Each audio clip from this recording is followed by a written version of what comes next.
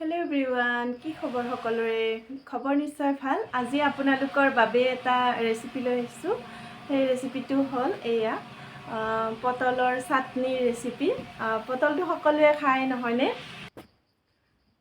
পটল ফ্ৰাই কৰি হওক, চব্জি কৰি হওক, সকলোৱে খায় নিশ্চয়। আজি মই কিন্তু আনকমন ৰেচিপি এটা বনাম বুলি ভাবিছোঁ। সেয়া হ'ল পটলৰ চাটনি।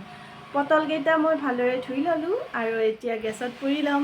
গতিকে ভিডিঅ'টো শেষলৈ চাই থাকিব বুলি আশা থাকিল।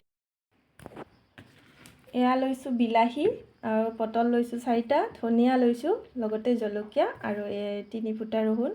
এতিয়া মই পটলকেইটা গেছত পুৰি লওঁ। ভিডিঅ'টো চাই থাকিব।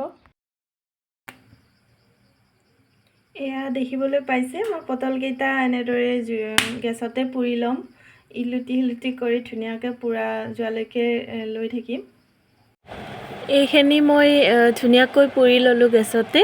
তাৰপিছত কলাখিনি মই অকণ গুচাই ল'ম। কলাখিনি থাকিলে অৱশ্যে ভালেই লাগে, কাৰণ ইয়াৰ ধুনীয়া গোন্ধ এটা ওলায়।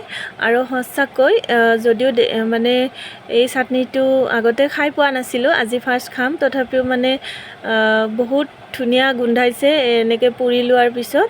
আৰু কলাবিলাক থাকিলেও ভালেই লাগে। আৰু এনেও বিলাহী পুৰি খাই পাইছোঁ বাৰু, এনেকৈ বহুত টেষ্টি হয়। বিলাহী পুৰি খালেও, আলু পুৰি খাই পাইছোঁ, কিন্তু পটল এনেদৰে পুৰি খাই পোৱা নাছিলোঁ। আজি নতুনকৈ ট্ৰাই কৰিম আৰু কেনেকুৱা লাগে আপোনালোককো জনাম বাৰু।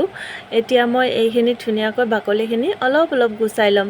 আৰু সঁচাই কৈছোঁ, ইমান ধুনীয়া গোন্ধ এটা ওলাইছে নহয়, মানে খাবলৈ মনে যাব আৰু ইমান ধুনীয়া গোন্ধাইছে।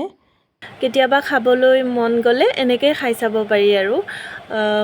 সদায়নো কিমান ভাজি খাই থাকিব নহয়নে? আমনিও লাগে সদায় একে কৰি খাবলৈ। কেতিয়াবা এনেদৰে চাটনিও বনাই খাই চাব। এয়া মই গোটেইখিনি কলা প্ৰায়বিলাক গুচুৱাই লৈছোঁ, অলপ এৰিছোঁ আৰু। এতিয়া মই মিক্সি জাৰটোত ধুনীয়াকৈ পিচি ল'ম। এয়া দেখিবলৈ পাইছে, কিন্তু